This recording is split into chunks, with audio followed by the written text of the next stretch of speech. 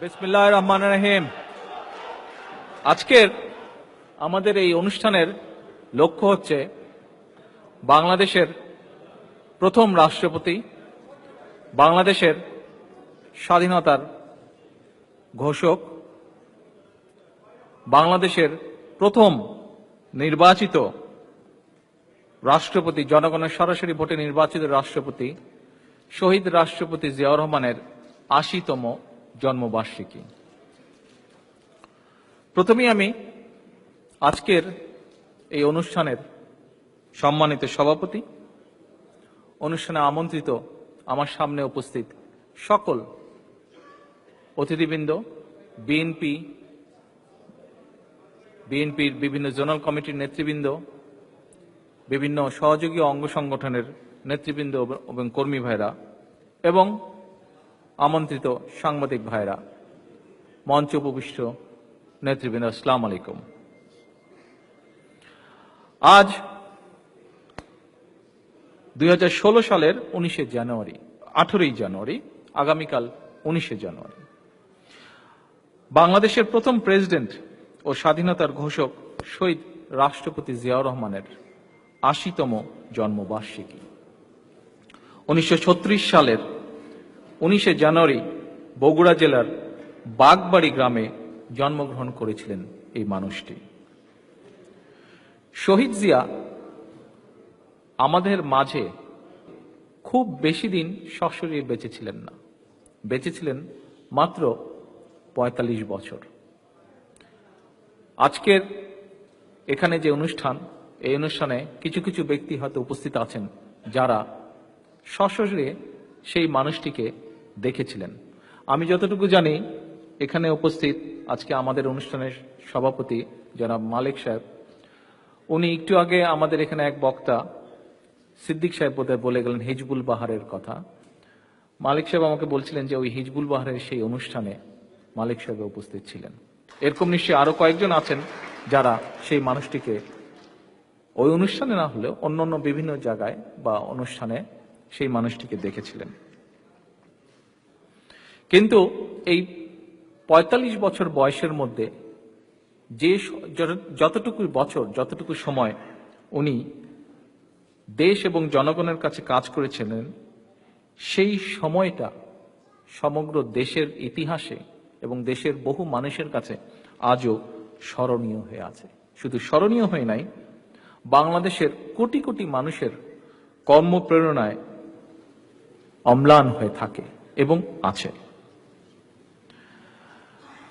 উপস্থিত সকল আমন্ত্রিত অতিথিবৃন্দ, আজকে এই যে একটি স্বাধীন, এত অল্প সময়ে ওনার রাজনৈতিক জীবন যদি আমরা পর্যালোচনা করি, খুব বেশি নয়, অ্যাবাউট 4 থেকে 5 বছর ম্যাক্সিমাম সময়। এই এত অল্প সময়ের মধ্যে আমরা কি দেখি, এর আগের কিছু একটু সময় বিবেচনা যদি করি, তাহলে দেখা যায় পৃথিবীর বুকে একটা স্বাধীন রাষ্ট্র, সেই রাষ্ট্র গঠনে তার ভূমিকা দেখি একটি আধুনিক ও গণতন্ত্র রাষ্ট্র হিসাবে বিশ্ব দরবারে বাংলাদেশকে সফলভাবে প্রতিষ্ঠিত করা বা তুলে ধরা। বিশ্বের ইতিহাসে এই ধরনের মানুষের সংখ্যা কিন্তু খুবই কম, এবং সেই কম সংখ্যক মানুষের মধ্যেই শহীদ জিয়া স্থান করে নিয়েছেন। এবং সেই অল্প সংখ্যক মানুষের মধ্যে যে শহীদ জিয়া, সেই শহীদ জিয়ার হাতে গড়া দলের সৈনিক আমরা সকলে আজ এখানে উপস্থিত। প্রতিটি দায়িত্বে, প্রতিটি কর্মেই তিনি ছিলেন সফল।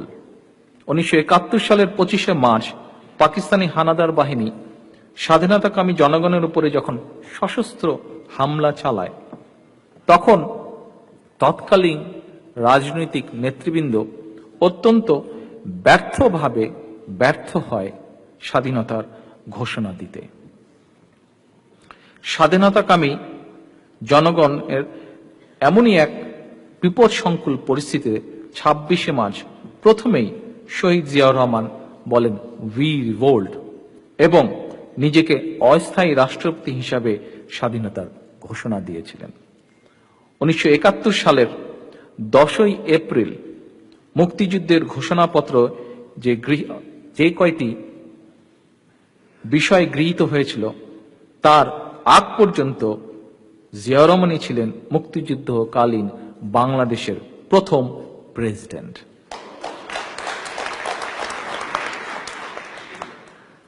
অস্থায়ী রাষ্ট্রপতি হিসাবে বাংলাদেশের স্বাধীনতার ঘোষণা দিয়ে একটি স্বাধীন বাংলাদেশের প্রতিষ্ঠা রাষ্ট্রপতির গৌরব অর্জন করেছিলেন।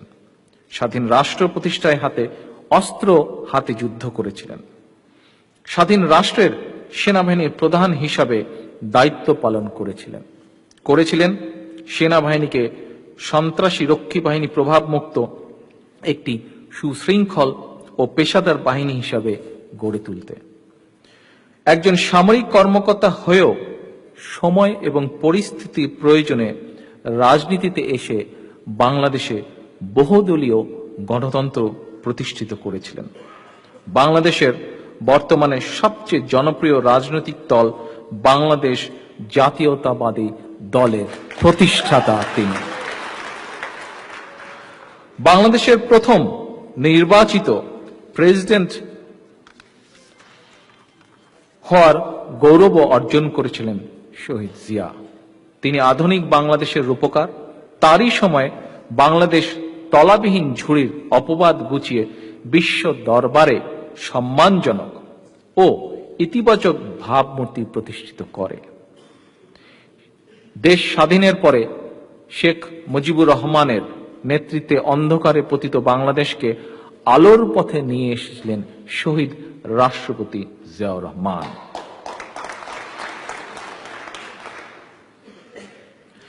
তাই জিয়াউর রহমানের স্বীকৃতি জনগণের আদালতে। সেজন্যই আমরা দেখি জনগণ যখনই নিরপেক্ষভাবে ভোট দেবার বা রায় দেবার সুযোগ পেয়েছে তখনই তারা রায় দিয়েছে বা ভোট দিয়েছে ধানের শীষ তথা শহীদ রাষ্ট্রপতি জিয়াউর রহমানের দলের পক্ষে। এ কারণেই জনগণই বিএনপির ভরসা। এ কারণেই বিএনপির চলমান আন্দোলন নিরপেক্ষ ও সুষ্ঠু নির্বাচন অনুষ্ঠানের আন্দোলন, গণতন্ত্র পুনরুদ্ধারের আন্দোলন। বিএনপি বিশ্বাস করে জনগণের আদালতের রায়।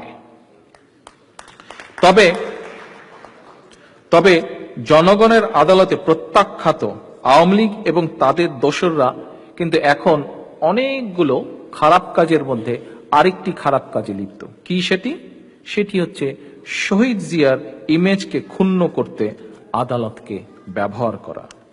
প্রিয় নেতৃবৃন্দ, আমি আগেও বলেছি, এখনো বলছি, রাজনৈতিক বিষয়গুলোকে আদালতে নিয়ে যাওয়া অত্যন্ত বড় ভুল।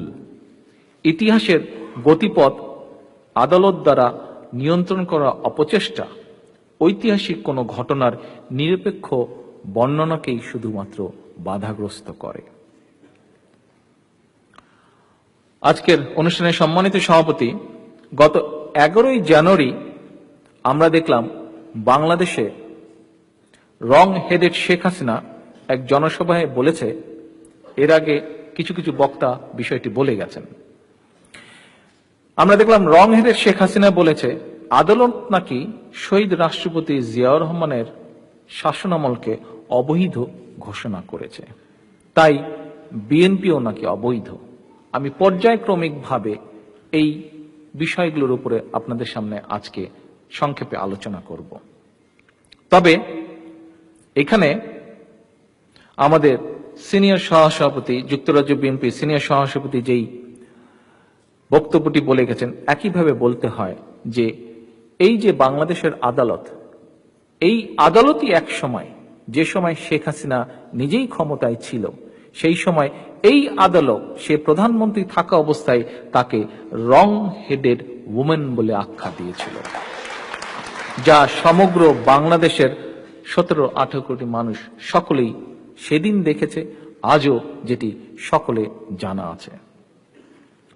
সাংবাদিক ভাইরা, নিজ নিজ ক্ষেত্রে সফল কৃতিত্বমান ব্যক্তিত্ব যাদের জীবন ও কর্ম জাতীয় জীবনে ইতিবাচক প্রভাব বিস্তার করে। রাষ্ট্রীয় উদ্যোগে সেই সব গুণীজনদের প্রতি বছর 2টি পদক দেওয়া হয়। আপনারা কি জানেন কি কি সেই পদক? কেউ কি বলতে পারবেন? জি, কে বলেছেন? গুড, বসো, ভেরি গুড। 21শে পদক এবং স্বাধীনতা পদক। এইবার কারো কি ধারণা আছে বা জানা আছে কবে থেকে এই পদক দুটি, কোন বছর থেকে এই পদক দুটি চালু হয়? সময়, সাল যদি কোন রকম ধারণা থাকে। Yes mister Mamun. 1977 সাল থেকে। 1977 সাল থেকে স্বাধীনতা পদক এবং 21শে পদক চালু হয়। এই 2টি পদকই প্রবর্তন করেছিলেন মুক্তিযোদ্ধা বীরুত্তম শহীদ রাষ্ট্রপতি জিয়াউর রহমান, যারা নিজেদেরকে মুক্তিযুদ্ধের সপক্ষের শক্তি বলে। তাদের কাছে, সমগ্র জনগণের কাছে প্রশ্ন রইল যে এই পদক দুটো আগে কেন ইন্ট্রোডিউস করা হলো না? 1977 সালের 6-7 বছর আগে দেশ স্বাধীন হয়ে গিয়েছিল, কেন অতদিনও করা হলো না? প্রিয় নেতৃবৃন্দ এবং কর্মী ভাইরা, বিশেষ করে বিএনপির নেতাকর্মীদের স্মরণে রাখার জন্য আমি আরেকটি কথা এখানে আপনাদের সামনে উপস্থিত করছি। তরুণ প্রজন্মের নেতাকর্মীদের সামনে কিছু ঐতিহাসিক সঠিক তথ্য তুলে ধরতে যাচ্ছি। একই সাথে 1975 সালের এই জানুয়ারি মাসের 25 তারিখে সংবিধানের 4th সংশোধনীর মাধ্যমে বাংলাদেশে সাংবিধানিকভাবে শেখ মুজিবুর রহমান সকল দলকে নিষিদ্ধ ঘোষণা করেছিল। সকলের এটা কম বেশি জানা আছে, তাই নয় কি? এমনকি শেখ মুজিবুর রহমান তার নিজের যে দল, সেই দলটিকেও নিষিদ্ধ করেছিল।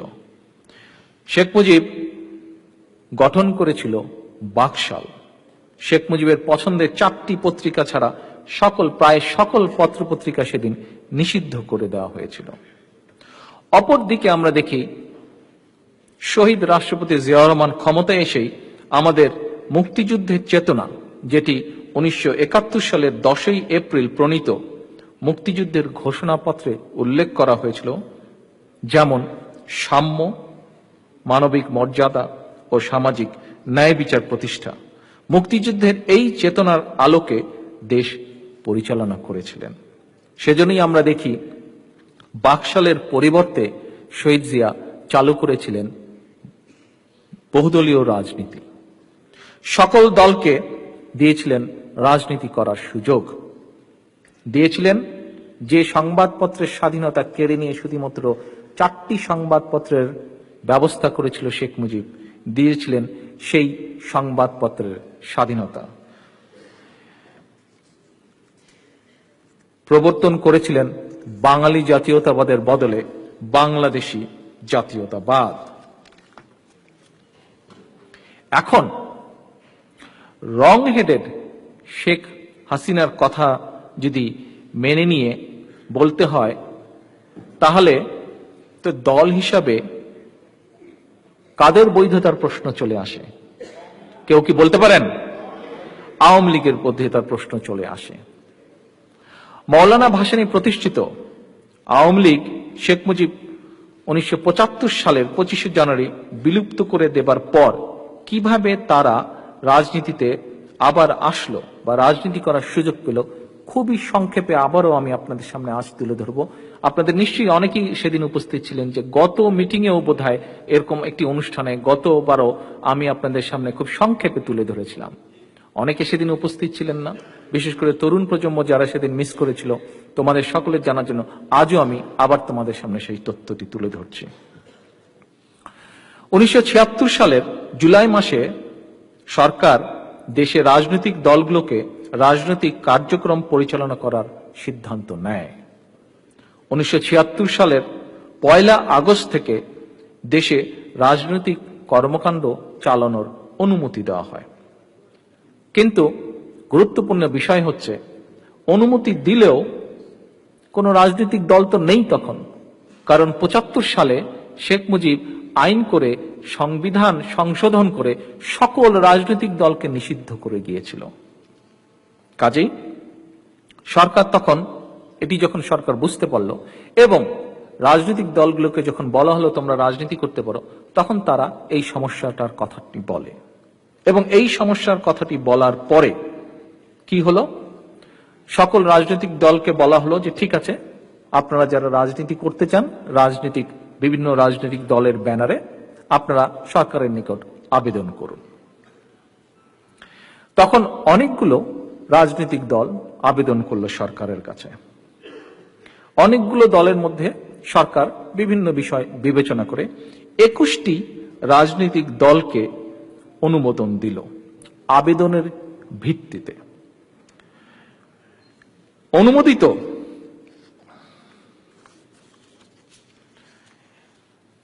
আওয়ামী লীগ সহ অনেকগুলো রাজনৈতিক দল আবেদন করলো সরকারের কাছে, এবং শহীদ রাষ্ট্রপতি জিয়াউর রহমান তখনও সেনাপ্রধান এবং একই সাথে অনেকগুলো মন্ত্রণালয়ের দায়িত্বেও তিনি তখন।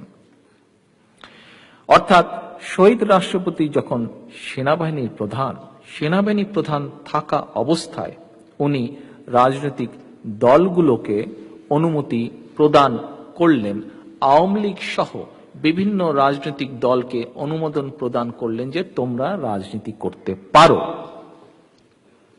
একজন সৈনিকও ধীরে ধীরে গণতন্ত্রের দিকে দেশকে এগিয়ে নিয়ে গেলেন।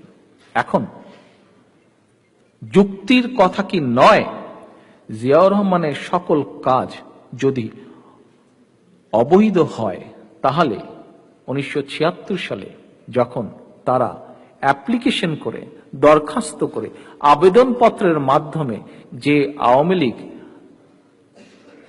রাজনীতি করার অনুমতি চাইল, সেই আওয়ামী লীগেরই কিন্তু সভানেত্রী হচ্ছে শেখ হাসিনা।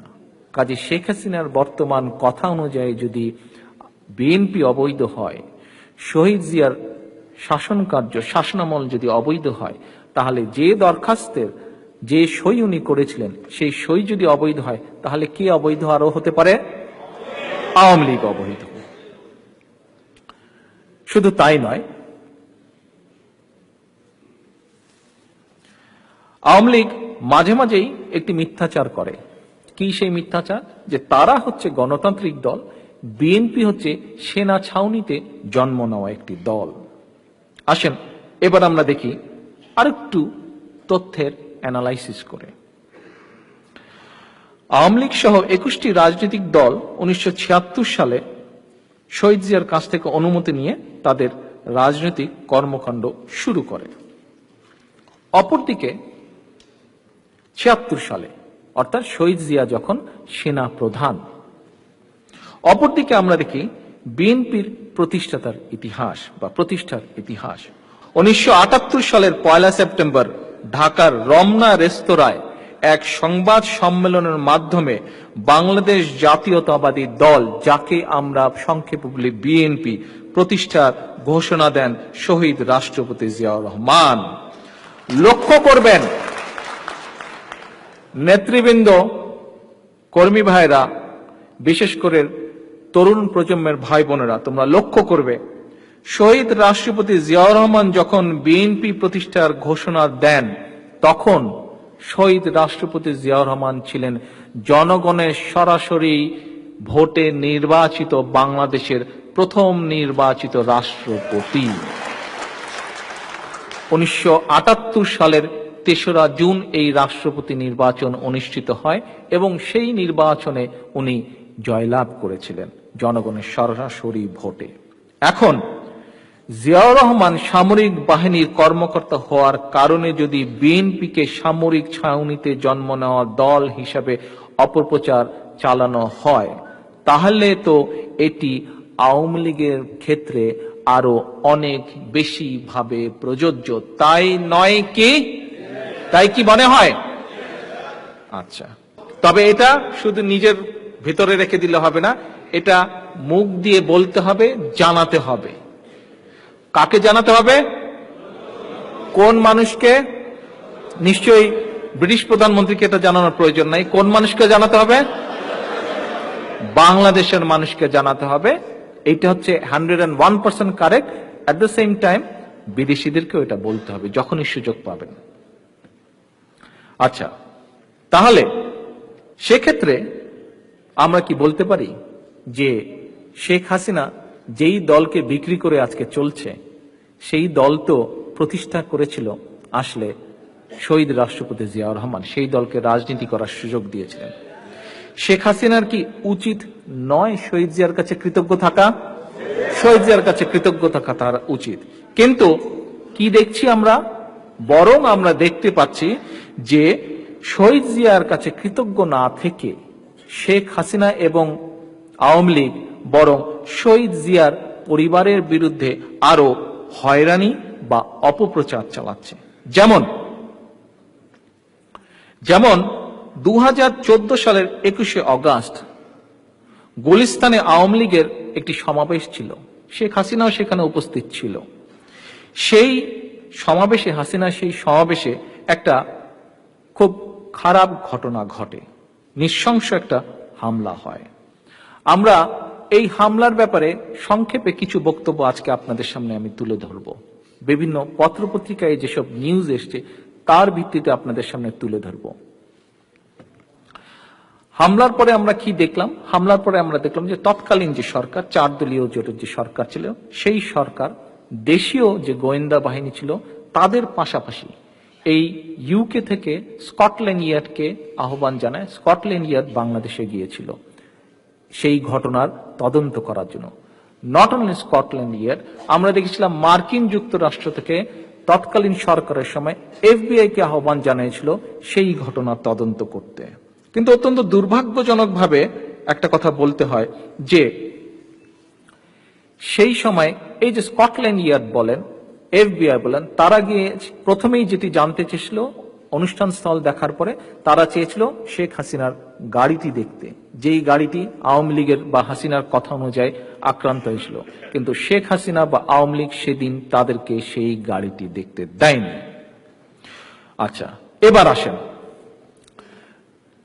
আপনাদের কাছে যদি একটি বিষয় জানতে চাই, সেটি হচ্ছে যে আজকে যদি হঠাৎ করে আপনারা যখন সন্ধ্যার সময় এই অনুষ্ঠান স্থলে আসলেন, হঠাৎ করে আপনারা জানতে পারলেন যে অনুষ্ঠান স্থল পরিবর্তিত হয়েছে, তো এই পরিবর্তনের সিদ্ধান্তটা আপনাদেরকে কে জানালো, বা আপনাদের কি মনে হয় যে অনুষ্ঠানের এই যে পরিবর্তন হয়েছে, এই পরিবর্তনের সিদ্ধান্তটা কে নিবে? কে নিতে পারে? হ্যাঁ, অনুষ্ঠানের অর্গানাইজার। তাহলে অনুষ্ঠানের অর্গানাইজার কে আজকে? যুক্তরাজ্য বিএনপি। তাহলে যুক্তরাজ্য বিএনপির পক্ষ থেকে হয় আব্দুল মালিক সাহেব, না হয় জনাব কায়সার সাহেব, তাই তো? ওনারাই তো কেউ এই অনুষ্ঠান স্থল যদি প্রয়োজন হয় পরিবর্তনের, তাহলে পরিবর্তন করবে, তাই না? আমরা 15ই সেপ্টেম্বর 2004 সালে জনাব কাদের সিদ্দিকীর একটি বক্তব্য যা সংসদে উপস্থাপিত করেছিল জনাব কাদের সিদ্দিকী, সেই বক্তব্যে আমরা দেখি জনাব কাদের সিদ্দিকী সংসদের কাছে 1904 সালের 15ই সেপ্টেম্বর, অর্থাৎ 21শে আগস্ট ঘটনা ঘটেছে তার 2-3 সপ্তাহ পরে, মানে 15ই সেপ্টেম্বর জনাব কাদের সিদ্দিকী সংসদের কাছে জানতে চেয়েছিল যে শেখ হাসিনার জনসভা মুক্তাঙ্গন থেকে কেন বঙ্গবন্ধু এভিনিউতে স্থানান্তর করা হলো। পত্রপত্রিকাগুলো যদি আমরা দেখি সেই সময়কার, দেখতে পাবো যে শেখ হাসিনার এই জনসভা অনুষ্ঠিত হওয়ার কথা ছিল মুক্তাঙ্গনে, যা জিপিওর পাশে এবং যা বাংলাদেশ সচিবালয়ের কিছু দূরে, অর্থাৎ জিপিও এবং সচিবালয়ের মাঝামাঝি একটি জায়গার মধ্যে ঢাকায় মুক্তাঙ্গ অবস্থিত। এই মুক্তাঙ্গনে আওয়ামী লীগের শেখ হাসিনার এই জনসভা অনুষ্ঠানের কথা ছিল এবং সরকার সকল প্রকারের সিকিউরিটি সেখানে নিশ্চিত করেছিল। হঠাৎ করে অনুষ্ঠানের 1 থেকে 1.5 ঘন্টা আগে শেখ হাসিনা সিদ্ধান্ত দেয়, শেখ হাসিনা অনুষ্ঠানে ওই মুক্তাঙ্গনে গিয়ে সবাইকে জানায় যে এখানে না, অনুষ্ঠান হবে তাদের অফিসের সামনে। হঠাৎ করে অনুষ্ঠানটা পরিবর্তন করা হলো, স্থানটি পরিবর্তন করা হলো। এখন নেতৃবৃন্দ, উপস্থিত আমন্ত্রিত সকল অতিথিবৃন্দ, আওয়ামী লীগের এই যে মিটিং, এটি পরিবর্তনের সিদ্ধান্ত কি শেখ হাসিনা বা আওয়ামী লীগ নেতৃবৃন্দ ছাড়া অন্য কেউ নিতে পারত? কারো পক্ষে নেওয়া সম্ভব না। আচ্ছা, আসেন এবার। দেখা যাচ্ছে যে গত 11 বছরে এখন পর্যন্ত 21শে আগস্ট মামলা তদন্ত করা হয়েছে 3 দফা। দয়া করে নেতৃবৃন্দ এবং কর্মী ভাইরা আপনারা মনে রাখবেন ইনফরমেশন গুলো।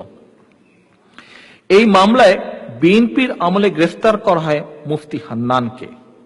মঈন ফখরুদ্দিনের সময় এই মামলার দ্বিতীয় দফা তদন্ত শেষে 2008 সালের 11 জুন হরকাতুল জিহাদ নেতা মুফতি হান্নান সহ 22 জনকে আসামি করে আদালতে চার্জশিট দাখিল করা হয়। শুরু হয় মামলার বিচার কাজ। 2008 সালের 29 অক্টোবর থেকে মঈন ফখরুদ্দিনের সময় থেকেই আদালতে মামলার বিচার কার্যক্রম চলতে থাকে বা শুরু হয়। 2009 সালে শেখ হাসিনা ক্ষমতা দখলের পর অর্থাৎ 2009 এর 9 জুন পর্যন্ত বিচার কার্যক্রম চলার সময় পর্যন্ত মোট 64 জনের সাক্ষ্য গ্রহণ করা হয়েছিল। এর মধ্যে ক্ষমতায় শেখ হাসিনা অধিষ্ঠিত হল। দীর্ঘ 9 মাস কিন্তু এর মধ্যে বিচার চলে গেছে। এখন শেখ হাসিনা নিজের ইচ্ছা মতো মামলায় প্রতিপক্ষের নাম ঢোকানোর জন্য বিচারের কার্যক্রম টোটালি স্থগিত করে দিল বা বন্ধ করে দিল এবং এই মামলার নতুন একজন তদন্ত কর্মকর্তা নিয়োগ করল। কি তার নাম? ইয়াস, থ্যাংক ইউ সো মাচ যারা উত্তরটা দিয়েছেন। তার নাম হচ্ছে আব্দুল কাহার আকন নামে এক পুলিশ কর্মকর্তা। এই কর্মকর্তা 2001 সালে যে নির্বাচন হয়েছিল সেই নির্বাচনে সে কিশোরগঞ্জে তার এলাকায় গিয়ে নির্বাচনের নমিনেশন নিয়ে নির্বাচন করার চেষ্টা করেছিল আওয়ামী লীগের ব্যানারে চাকরিরত অবস্থাতেই 2001 সালে যখন 4 দলীয় জোট সরকার গঠন করার পরে স্বাভাবিকভাবেই এটি একটি ডিপার্টমেন্টাল এবং দেশের আইন অনুযায়ী সে এই কাহারাকান্দ যে কাজ করেছিল এটা আইনের বিপক্ষে এবং স্বাভাবিকভাবে সরকার তার বিরুদ্ধে ব্যবস্থা নেয়। পরবর্তীতে হাসিনা যখন ক্ষমতায় আসে সে কোর্ট থেকে 2009 সালে 8 সালে যখন হাসিনা ক্ষমতা আসে কোর্ট থেকে সে তার পক্ষে রায় নিয়ে এসে হাসিনা তখন তাকে সবকিছু দিল এবং দেওয়ার পরে তাকে হঠাৎ করে এই কেসের তদন্ত কর্মকর্তা সে নিয়োগ করল। এখন 2009 সালের 3রা আগস্ট মামলার তদন্ত দায়িত্ব পায় এই কাহার আকন্দ শেখ হাসিনার খুশি মতন চার্জশিট তৈরি করল। 2011 সালের 3রা জুলাই আদালতে সম্পূরক চার্জশিট দেওয়া হলো। প্রথম দফার দায়ের করা চার্জশিটে অভিযুক্ত 22 জনের সঙ্গে শেখ হাসিনা ইচ্ছা অনুযায়ী তারেক রহমান সহ আরো অর্থাৎ আমি সহ আরো 29 জনের নাম অন্তর্ভুক্ত করা হয়। এরপর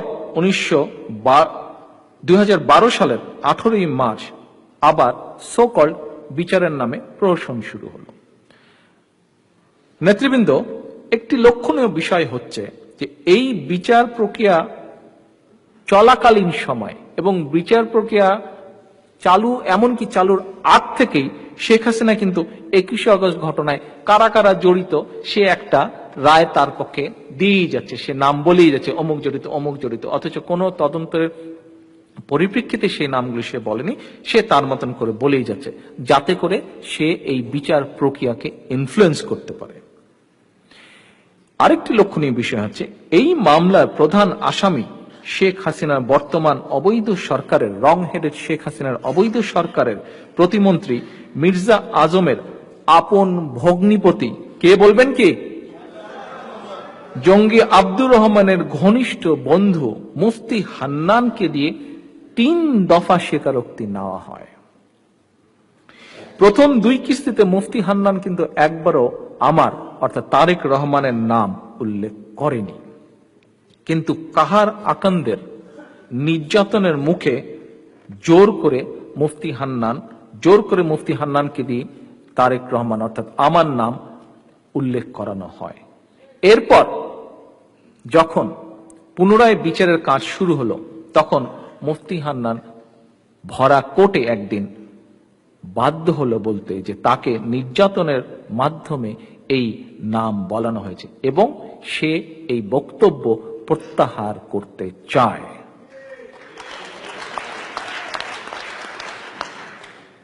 নেতৃবৃন্দ, এবার আমি আরো কিছু সংবাদ বা সংবাদের ভেতরের সংবাদ, অর্থাৎ যে কথাগুলো আপনাদেরকে বলবো প্রত্যেকটি রেফারেন্স অর্থাৎ পত্রপত্রিকা থেকেই আমি আপনাদেরকে জানাচ্ছি, কিন্তু এটি অনেকের দৃষ্টি থেকে হয়তো হারিয়ে গিয়েছিল বা দৃষ্টিতে পড়েনি। কি সেগুলো? 21শে আগস্ট শেখ হাসিনার সমাবেশের হামলায় বিএনপি শীর্ষ নেতাদের ফাঁসানোর চেষ্টা করা হলেও আওয়ামী ওলেমা লীগের আভ্যন্তরীণ কোন্দলের জের নাকি শেখ হাসিনার ইন্ধন, এটি কিন্তু তদন্তের বিষয়।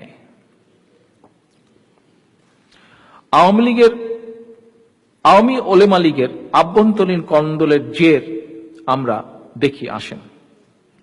আওয়ামী লীগের ওলেমা লীগের এক গ্রুপের সভাপতি মাওলানা আক্তার হোসেন বোখারি এবং সাধারণ সম্পাদক কাজী মাওলানা আবুল হাসান শেখ শরীয়তপুরী, অপর অংশের সভাপতি মাওলানা ইলিয়াস হোসেন বিন হিলালি, বেশ রয়্যাল নাম না, বিরাট বড় বড় নাম, এবং সাধারণ সম্পাদক দেলোয়ার হোসেন।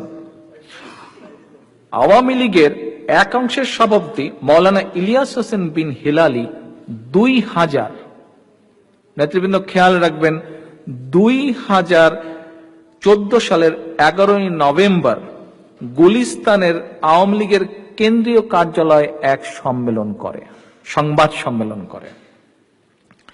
সেই সংবাদ সম্মেলনে হিলালি বলে, মাওলানা বোখারির নেতৃত্বে 2004 সালের 21শে আগস্ট শেখ হাসিনার সমাবেশে গ্রেনেড হামলা করা হয়েছে। মাওলানা বোখারি কিন্তু আওয়ামী লীগের ওলেমা লীগের আরেক গ্রুপের সভাপতি। এটা কিন্তু অন্য গ্রুপেরই আরেকজন তাদের অফিসে বসে সংবাদ সম্মেলনের মাধ্যমে বলছে যে তাদেরই দলের আরেকজন এই কাণ্ডটা ঘটিয়েছে। আসেন আরেকটু আমরা যাই। ওই মামলার বিস্তারিত তথ্য জানতে তিনি মাওলানা বোখারিকে গ্রেফতারের দাবি জানান।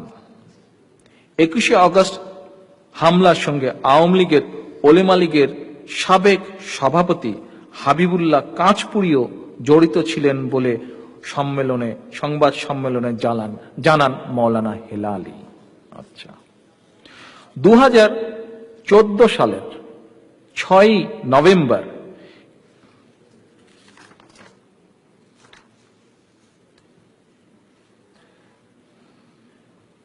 কেরানীগঞ্জ এলাকা থেকে, খেয়াল রাখবেন, 2014 সালের 6ই নভেম্বর কেরানীগঞ্জ এলাকা থেকে রমনা বটমূলে বোমা হামলার সাজাপ্রাপ্ত আসামি মাওলানা আবু বকর সিদ্দিকীকে গ্রেফতার করে র্যাব। এরপর র্যাব তাকে জিজ্ঞাসাবাদ করলে আবু বকর সিদ্দিকী জানায়,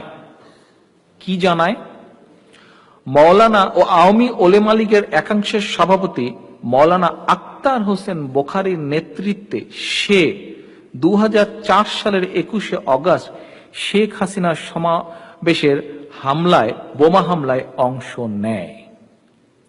কিভাবে সে ওই হামলায় অংশ নিয়েছিল আবু বকর র্যাবের কাছে 161 ধারায় স্বীকারোক্তি দেয়। সে জানায়, 2004 সালে আবু বকর ছিল কিশোরগঞ্জ জামিয়া ইমদাদিয়া মাদ্রাসায় ছাত্র। সে সময় ফরিদপুরের কাজল আহমেদ নামে তার পূর্ব পরিচিত এক ব্যক্তি তাকে 21শে আগস্ট ঢাকায় আসার আহ্বান জানায়। কাজলের কথা মতো আবু বকর 21শে আগস্ট সকাল 10টায় গুলিস্তান এসে পৌঁছে। সেখানে কাজল তাকে রিসিভ করে প্রথমে একটি হোটেলে খাওয়া দাওয়া করায়। এরপর তারা প্রেস ক্লাবের সামনে মিটিং করে। মিটিংয়ে উপস্থিত ছিলেন আওয়ামী ওলেমা লীগের একাংশের সভাপতি মাওলানা আক্তার হোসেন বোখারি এবং জয়দাপুর বাস টার্মিনাল জামে মসজিদের ইমাম এবং ওলেমা লীগের বোখারি অংশের সাধারণ সম্পাদক মাওলানা কাজী আবুল হাসান শেখ শরীয়তপুরী। আবু বকর র্যাবকে আরো জানায় 21শে অগস্ট তারা বঙ্গবন্ধু এভিনিউতে ওলেমা লীগের ব্যানারে মিছিল বের করে। মিছিলে জয় বাংলা, শেখ হাসিনা তুমি এগিয়ে চলো এইসব স্লোগান দিয়ে এগিয়ে যেতে থাকে। মিছিলে নেতৃত্ব দেয় ওলেমা লীগের সভাপতি মৌলানা আক্তার হোসেন বোখারি এবং ফরিদপুরের আরেক সন্ত্রাসী কাজল। সমাবেশে যখন শেখ হাসিনা বক্তব্য দিচ্ছিল তখন তারা সভামঞ্চের সামনে ব্যারিকেডের 4-5 হাত দূরে অবস্থান নেয়। ঠিক সে সময় ওলেমা লীগ নেতা আক্তার হোসেন বোখারি সহ অন্য নেতারা সমাবেশের চারপাশে অবস্থান নেয়। শেখ হাসিনার বক্তব্য শুরু হওয়ার কিছুক্ষণ পরই ট্রাকের মঞ্চের সামনে মুহুর্মুহু গ্রেনেড বিস্ফোরিত হতে থাকে। মিশন শেষে আবু বকর পুনরায় কিশোরগঞ্জে ফেরত চলে যায়।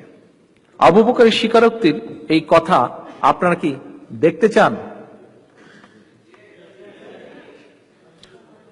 আপনারা কি দেখতে চান? আচ্ছা, যদি দেখতে চান তাহলে 2014 সালের 7ই নভেম্বর 2014 সালের 6ই নভেম্বর আবু বকর সিদ্দিকী এই কথাগুলো বলেছিল। 2014 সালের 7ই নভেম্বরে বাংলাদেশের যেগুলো বড় বড় পত্রিকা আছে সেই পত্রিকাগুলো ঘাটেন, এই নিউজটি দেখতে পাবেন। 2014 সালের 7ই নভেম্বরের সংখ্যাগুলো বের করুন, তাহলেই জানতে পারবেন, দেখতে পারবেন। এবং এটির ভিডিও ক্লিপিংও আছে, ভিডিও ক্লিপিংটি আমরা রেখে দিয়েছি, সময় মতন এটি আমরা বের করব। এখন কথা হচ্ছে, আসলেই কি শেখ হাসিনা বা আওয়ামী লীগ 21শে অগস্টের সঠিক তদন্ত তারা করতে চায়? এই ঘটনাগুলো যদি কারেক্ট হয়ে থাকে, কারণ সেই সময় এই আবু বকর যে কথা বলেছে সেই সময় আওয়ামী লীগ ক্ষমতায়, শেখ হাসিনা ক্ষমতায়, র্যাব তার, পুলিশ তার, সবই তো তাদের, কিন্তু সেই র্যাবের আন্ডারেই এই কথাগুলো সে বলেছে এবং সেই র্যাবই কিন্তু এই তথ্যগুলো প্রকাশ করেছে। র্যাবের কমান্ডার মুফতি মাহমুদ খান 6ই নভেম্বর প্রেস কনফারেন্সের মাধ্যমে র্যাব অফিসে এই তথ্যগুলো জানিয়েছে।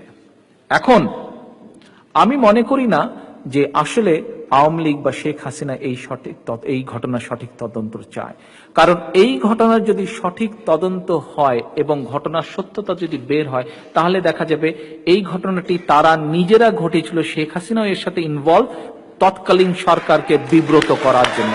এবং শুধু তাই নয়, এই 21শে অগস্ট ঘটনায় যতগুলো মানুষ মারা গিয়েছিল সেই সকল হত্যাকাণ্ডের দায় দায়িত্ব সোজা চলে আসে শেখ হাসিনার উপরে।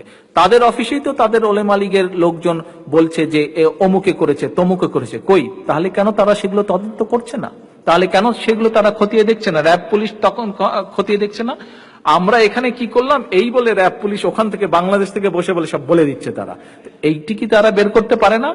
কারণ এই জন্যই তারা বের করতে পারে না বা বের করতে চায় না, কারণ এইটি যদি বের হয়ে যায়, বের হয়ে যাবে, আসল ঘটনা বের হয়ে যাবে যে এর সাথে আওয়ামী লীগ জড়িত, আওয়ামী লীগের লোকজন জড়িত। শুধু তাই নয়, এর সাথে শেখ হাসিনা নিজে জড়িত। কারণ সেদিন আওয়ামী লীগের সেই সভাটি, সেই মিটিংটি শেখ হাসিনার নির্দেশেই মুক্তাঙ্গন থেকে তাদের পার্টি অফিসের সামনে করা হয়েছিল, কারণ এই ঘটনাটাই তারা ঘটাবে বলেই এই কাজটি তারা সেদিন করেছিল। আসেন, গত 11ই জানুয়ারি রং হেডেড শেখ হাসিনা আরেকটি কথা বলল। কি কথা বলল? যে খালেদা জিয়া, তারেক রহমান বিডিআর বিদ্রোহের সাথে জড়িত। এই কথাটার জবাব দেবার আগে আমি মনে করি যে শেখ হাসিনা দেশের কতগুলো সেন্সিটিভ বিষয় নিয়ে এত বেশি কথা বলছে যা খুবই অন্যায় এবং যা বহু মানুষকে পীড়া দেয়, এবং এটি খুব একটা রং মেসেজ যাচ্ছে।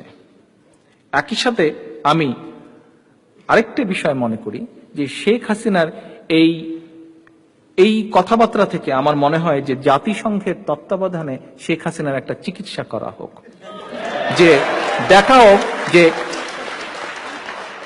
হোক যে শেখ হাসিনা কি আসলেই মাথাটা খারাপ হয়ে গেছে, নাকি মাথাটা কি আসলেই খারাপ হয়ে গেছে, নাকি এইসব বলে সে অন্য কোনো কিছু আড়াল করার চেষ্টা করছে।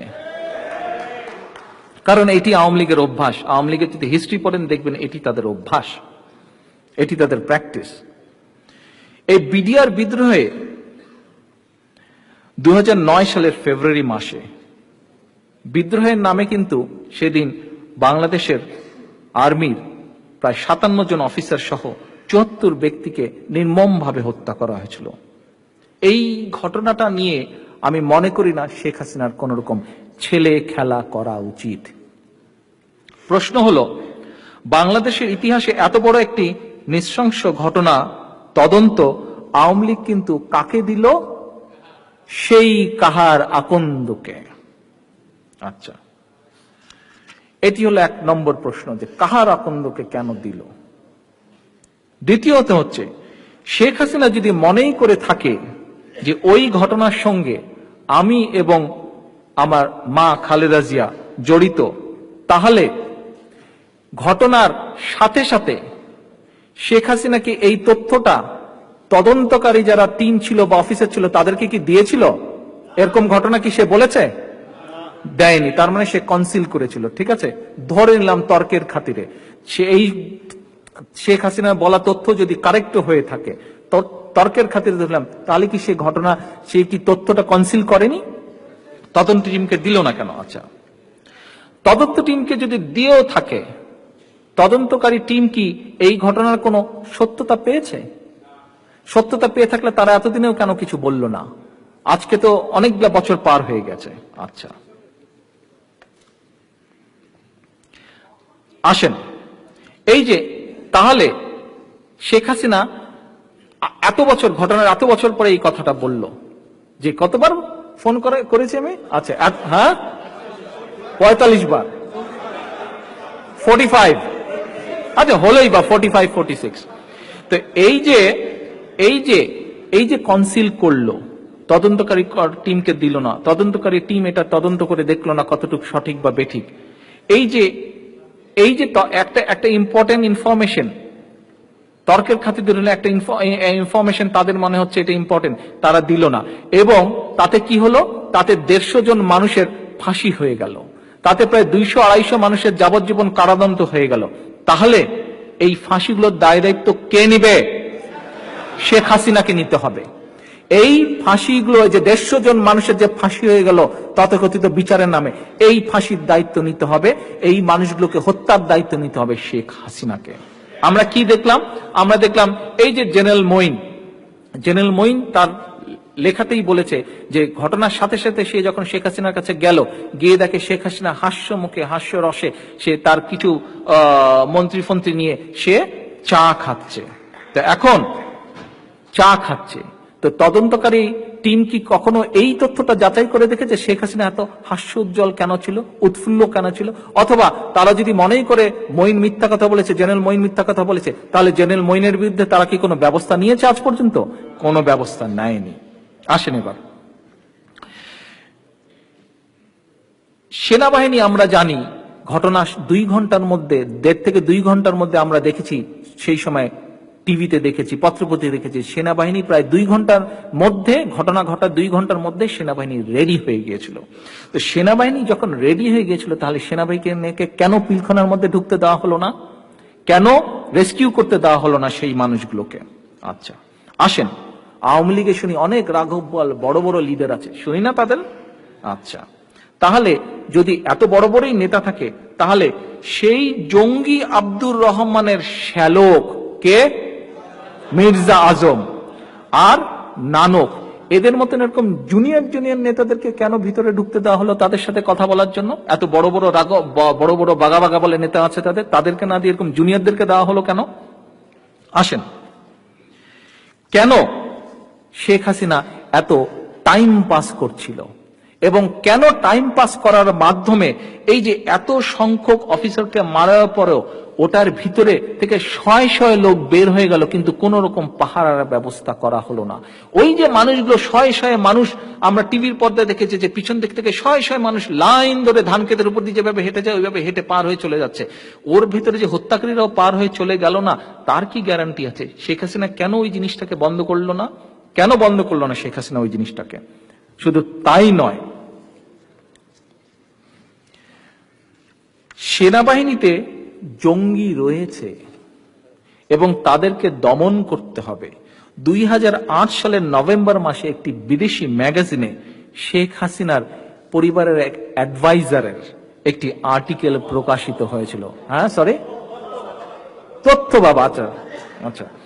তো আর্টিকেল প্রকাশিত হয়েছিল শেখ হাসিনার ছেলের, এবং খেয়াল করে দেখবেন এই আর্টিকেল প্রকাশিত হওয়ার কয়েক মাসের ভিতরে এই সেনাবাহিনী বা সেনা অফিসার নিধন যজ্ঞের এই ঘটনাটি ঘটে। আমরা কি ধরে নিব যে এই আর্টিকেলের সাথে, এই আর্টিকেলের লেখকের সাথে এই ঘটনার কোনো যোগসূত্র আছে? নিশ্চয়ই থাকতে হবে। না হলে এই যে কারণগুলো বললাম, একটারও কেন সুরাহা হলো না, একটারও সঠিক উত্তর কেন আজ পর্যন্ত তারা দিতে পারলো না? তাহলে কি আমরা ধরে নিব যে 21শে আগস্ট ঘটনায় যেভাবে আওয়ামী লীগের ওলেমা লীগ জড়িত, অর্থাৎ বলা যায় যে শেখ হাসিনা নিজেই জড়িত, তাহলে কি আমরা ধরে নিব যে একইভাবে বিডিআর ঘটনার সাথেও শেখ হাসিনা জড়িত?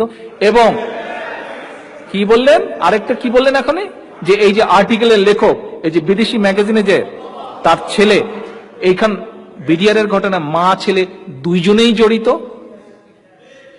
ধরে তো নিতেই হবে, কারণ পয়েন্টে তো যুক্তিতে তো মিলে যাচ্ছে। কেন অস্বাভাবিক পরিস্থিতি জানানোর পরেও, জেনারেল শাকিল যখন বিডিআর এর ভিতরের অস্বাভাবিক পরিস্থিতি জানানোর পরেও শেখ হাসিনা কোনো পদক্ষেপ গ্রহণ করল না? কেন দিনভর খুঁজে খুঁজে নৃশংস কায়দায় সেনা কর্মকর্তাদের হত্যা করা হলো, খোদ ঢাকা সিটির ভিতরে? এখন এতদিন পর এসে লন্ডন থেকে তারেক রহমান কতবার তার মাকে ফোন করলো, এই তথ্য দিয়ে আর যাই হোক বাংলাদেশের মানুষের দৃষ্টি ভিন্ন খাতে ফেরানো যাবে না। আজ হোক, কাল হোক, দুদিন পরে হোক, শেখ হাসিনাকে 21শে আগস্টে যেই সব মানুষ মারা গেছে তাদেরকে হত্যার দায় দায়িত্ব নিতে হবে। আজ হোক, কাল হোক, 2 মাস পরে, 2 বছর পরেই হোক, বিডিআর ঘটনায় যে মানুষগুলোকে হত্যা করা হয়েছে, বিডিআর এর ঘটনায় বিচারের নামে যে প্রহসন করে 150 মানুষকে ফাঁসি দিয়ে হত্যা করা হয়েছে, এই হত্যার দায় দায়িত্ব শেখ হাসিনা এবং তার অ্যাডভাইজারকে গ্রহণ নিতে হবে। আজ হোক, 2 দিন পরেই হোক, হেফাজত ইসলামের যে সকল শয় হাজার হাজার মানুষকে সেদিন রাতে নির্মমভাবে হত্যা করা হয়েছিল, তার দায় দায়িত্ব শেখ হাসিনাকে নিতেই হবে। কারণ যেদিন হেফাজত ইসলামের ঘটনা ঘটে, সেই সময় শেখ হাসিনার তথাকথিত যে স্বরাষ্ট্রমন্ত্রী ছিল, ওই যে কি পিলার ঝাঁকা দেয় যায়, কি নাম, ওই অবৈধ মন্ত্রী নিজেই বলেছিল যে আমরা সকল কিছু শেখ হাসিনার সরাসরি তত্ত্বাবধানে নির্দেশ পালন করছি। অর্থাৎ তার মানে প্রমাণ হলো হেফাজত ইসলামের যে মানুষগুলো মারা গেছে শেখ হাসিনার নির্দেশেই মারা গেছে। কাজে এই হত্যাকাণ্ডের দায়িত্ব তাকে নিতে হবে। শেখ হাসিনাকে দায়িত্ব নিতে হবে ইলিয়াস আলী গুম হওয়ার। শেখ হাসিনাকে দায়িত্ব নিতে হবে আজ পর্যন্ত আমাদের যে প্রায় 1200-র মতন নেতাকর্মী নিখোঁজ হয়েছে, তাদের গুম হওয়ার দায় দায়িত্ব শেখ হাসিনাকে নিতে হবে। কাজেই শেখ হাসিনা এত সহজে তুমি ছাড় পেয়ে যাবে এটি হতে পারবে না। যেভাবে বাংলাদেশের বুকে যেভাবে শহীদ রাষ্ট্রপতি জিয়াউর রহমান বহুদলীয় গণতন্ত্র চালু করেছিল, বাংলাদেশে বেগম খালেদা জিয়ার নেতৃত্বে বিএনপি বাংলাদেশ জাতীয়তাবাদী দল যেভাবে গণতন্ত্রের বীজ বপন করেছিল, মানুষের ভোটের অধিকারকে প্রায় প্রতিষ্ঠিত করেছিল, সেই সকল অধিকারকে আজকে শেখ হাসিনা এবং আওয়ামী লীগ এই অধিকারগুলোকে নষ্ট করেছে, ধ্বংস করে দিয়েছে। আজ বাংলাদেশের বুকে শুধুমাত্র একটি রাজনীতি, তা হচ্ছে হত্যার রাজনীতি, তা হচ্ছে গুমের রাজনীতি, তা হচ্ছে খুনের রাজনীতি। কাজেই হত্যার রাজনীতি, গুমের রাজনীতি, খুনের রাজনীতি চলতে পারে, বেশি দিন চলবে না। তাই আজকে শহীদ জিয়ার এই ৮০তম জন্মবার্ষিকী উপলক্ষে আমার বাংলাদেশ সহ বিএনপির লক্ষ কোটি যে নেতাকর্মী রয়েছে, সমর্থক রয়েছে, ভোটার রয়েছে, তাদের সকলের কাছে আহ্বান থাকবে, আসুন আসুন আমরা সময় মতন, পরিস্থিতি মতন, সুযোগ মতন আবার আন্দোলনের মাধ্যমে বাংলাদেশের মানুষের অধিকার আদায় করব। যেভাবে শহীদ জিয়া বাংলাদেশের বুকে বহুদলীয় গণতন্ত্র প্রতিষ্ঠিত করেছিলেন, যেভাবে দেশনেত্রী বেগম খালেদা জিয়া বাংলাদেশের মানুষের ভোটের অধিকার ফিরিয়ে এনেছিলেন, এবার লক্ষ কোটি নেতাকর্মীর দায়িত্ব, লক্ষ কোটি তরুণ প্রজন্মের দায়িত্ব হচ্ছে বাংলাদেশের মানুষের অধিকারকে আবার পুনঃপ্রতিষ্ঠিত করা, এই অবৈধ এই স্বৈরাচার সরকারের হাত থেকে বাংলাদেশের মানুষের স্বাধীনতা সার্বভৌমত্ব মুক্ত করা।